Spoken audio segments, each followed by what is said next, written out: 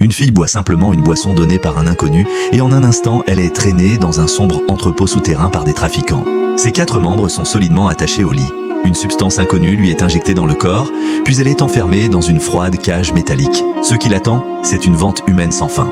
Jusqu'à ce jour, un acheteur extrêmement spécial arrive. Il semble très satisfait de la marchandise, mais au moment de conclure la transaction, une arme est brusquement pointée sur sa tête. Il s'avère que la police a récemment intensifié ses actions, les trafiquants le forcent à vérifier la marchandise sur place. Se révélant, le chauve pousse violemment la fille au sol. L'homme sourit calmement, puis enlève lentement ses vêtements et sa ceinture, mais l'instant suivant, il sort brusquement sa ceinture et frappe frénétiquement ses démons cruels. Personne ne s'attendait à ce que ce mystérieux riche soit en réalité un policier thaïlandais nommé Tony, enquêtant sur un réseau de trafic humain. Il suspend le chauve par la fenêtre et l'interroge sur les autres filles captives. Incapable de résister à la menace de mort, le chauve avoue tout. Au moment d'obtenir les informations, Tony le lâche sans hésitation. Cette chute n'élimine pas seulement un démon, elle rend aussi une justice que la loi ne pouvait atteindre à ces filles innocentes.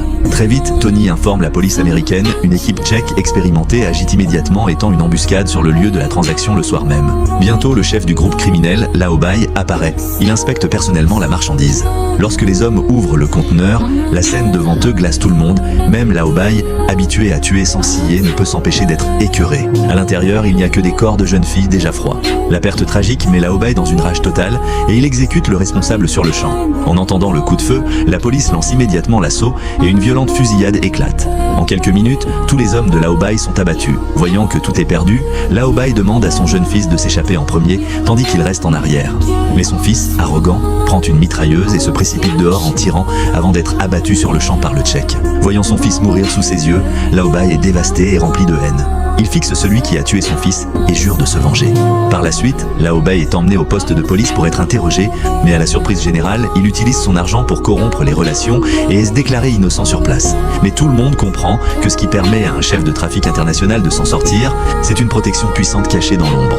Et dès qu'il retrouve la liberté, sa première action est de lancer une vengeance mortelle contre toute la famille du Tchèque. De son arrestation à sa libération, Lao Bai n'a eu besoin que d'un seul appel. Cette libération révèle le désespoir le plus profond. Ce n'est pas que la justice arrive en retard, mais qu'elle a été achetée à l'avance. Cette histoire nous montre que ce qui est vraiment terrifiant, ce n'est pas la cruauté des criminels, mais le moment où le pouvoir et l'argent se tiennent du côté du crime. Alors, la loi devient une blague, et certaines ténèbres se cachent dans les règles.